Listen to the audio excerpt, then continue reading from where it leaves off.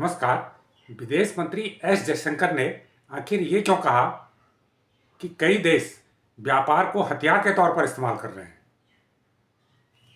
एक दिन पहले नई दिल्ली में रायसीना डायलॉग को संबोधित करते हुए विदेश मंत्री एस जयशंकर ने किसी भी देश का नाम लिए बगैर ये बात कही, लेकिन उनका इशारा स्पष्ट है कि वो अमेरिका और चीन पर इशारा कर रहे हैं। देखिए, अमेरिका में नई सरकार आई है। राष्ट्रपति डोनाल्ड ट्रंप ने भारत समेत कई देशों पर बहुत हैवी टैरिफ लगा दिए हैं। बहुत भारतीय सामान जो वहाँ पर निर्यात होते हैं उन पर काफ़ी बड़े टैक्स लगा दिए हैं, और हालांकि अभी उसका क्रियान्वयन शुरू नहीं है, लेकिन ऐसा माना जा रहा है कि जल्दी हो जाएगा।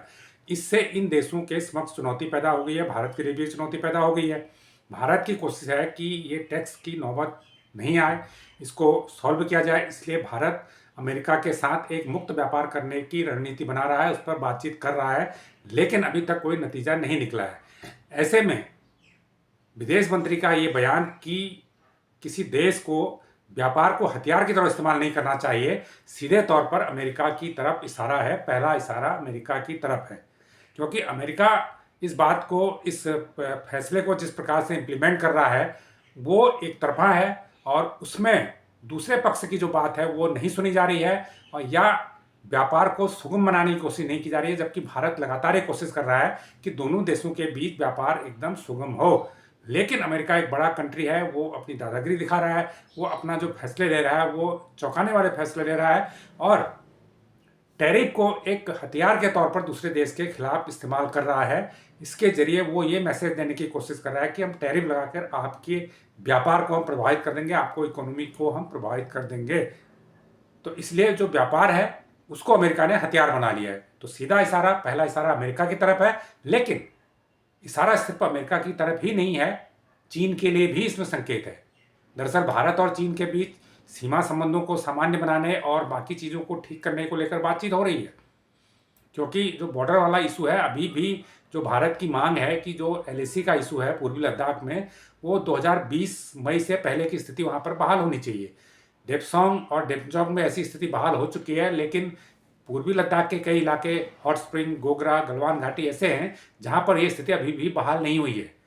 तो भारत चाहता है कि स्थिति वहाँ पर बहाल हो, लेकिन चीन पहले चाहता है कि भारत और चीन के बीच में सीधी फ्लाइट शुरू हो, उनका व्यापार पहले से बेटर हो, जो बीच में प्रभावित हुआ है वो व्यापार ठीक हो। तो वहाँ भी चीन व्यापार को हथियार के तौर पर इस्तेमाल कर रहा है भारत के खिलाफ। तो वो सीमा के मामले को जो ज़रूरी है उसको पहले सुलझाने के बजाय पहले अपने व्यापार को भारत में बढ़ाने के लिए लगा हुआ है, अपने व्यापार को पहले की स्थिति में लाने के लिए लगा हुआ है।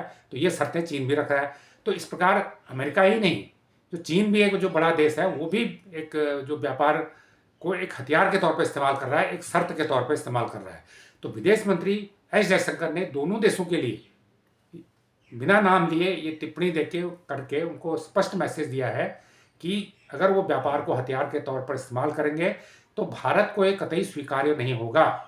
भारत चाहता है कि दोनों देशों के साथ व्यापार अच्छा हो। हाल में प्रधानमंत्री नरेंद्र मोदी ने भी चीन के संदर्भ में कहा था कि ठीक है, चीन हमारा पड़ोसी देश है, हम चाहते हैं कि अगर प्रतिस्पर्धा होती है तो कोई दिक्कत नहीं, लेकिन दोनों देशों के बीच संबंध अच्छे होने चाहिए।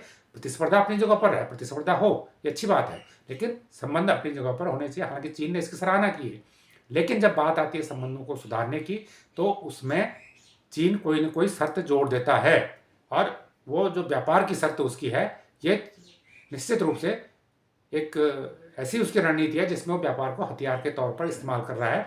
और इसलिए विदेश मंत्री एस जयशंकर ने दोनों देशों को साफ साफ